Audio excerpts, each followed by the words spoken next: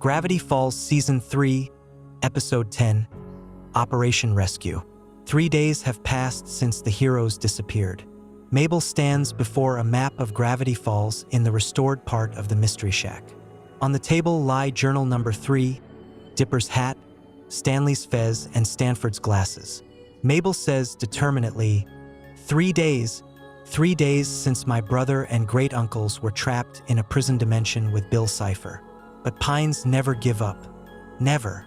Seuss, Wendy, Pacifica, and other townspeople gather around Mabel. Everyone looks tired but determined.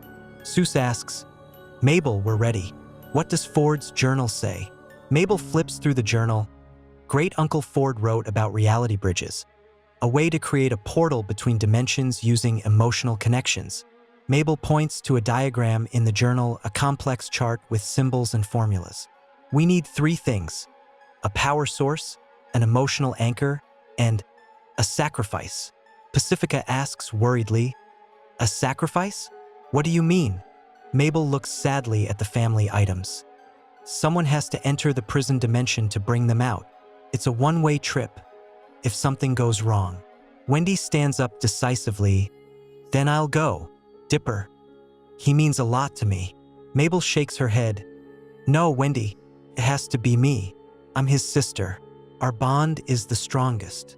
The team works in the forest near a strange stone circle, an ancient place of power. Seuss and Wendy set up crystals found in the shack's basement. Seuss observes, these crystals, they glow when I think about Mr. Pines. Mabel studies the journal. Great-Uncle Ford wrote that emotional memories can pierce barriers between worlds. Pacifica approaches Mabel with concern. Mabel, what if Bill tries to capture you? What if it's a trap? Mabel puts on Dipper's hat. Then I'll fight, like Dipper would fight. The ritual begins. Mabel stands in the center of the stone circle, holding Stanley's fez and Stanford's glasses. The crystals begin to glow brightly. Mabel closes her eyes. Dipper, remember when we first came to Gravity Falls? You were afraid we were too different. The air begins to distort. A shimmering portal appears. Mabel continues, Grunkle Stan, you taught us that family matters most, that we should protect each other. The portal expands. Through it, dark corridors of the prison dimension are visible. Great-Uncle Ford, you showed us that knowledge is power, but love is stronger than any knowledge. Mabel steps toward the portal. Wendy grabs her hand.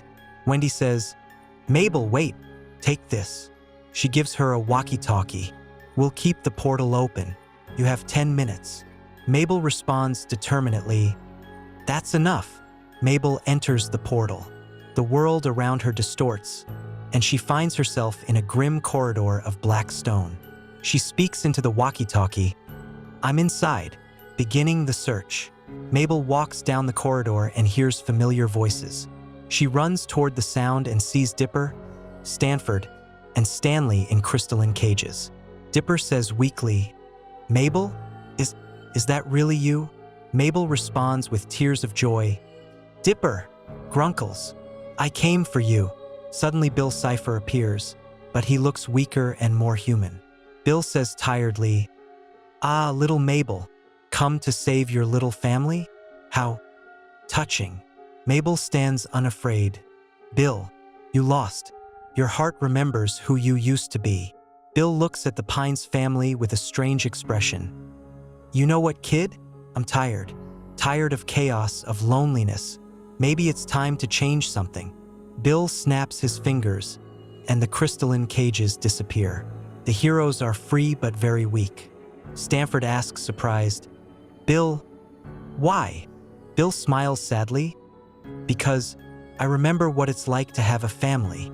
Mabel helps Dipper stand, hugs her great-uncles.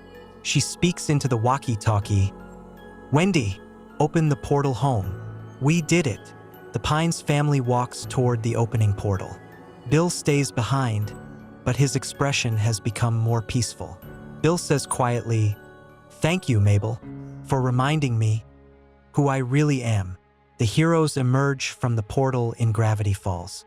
They're greeted by joyful shouts from the townspeople. Seuss exclaims, Mr. Pines, you're back. Wendy hugs Dipper. I was so worried.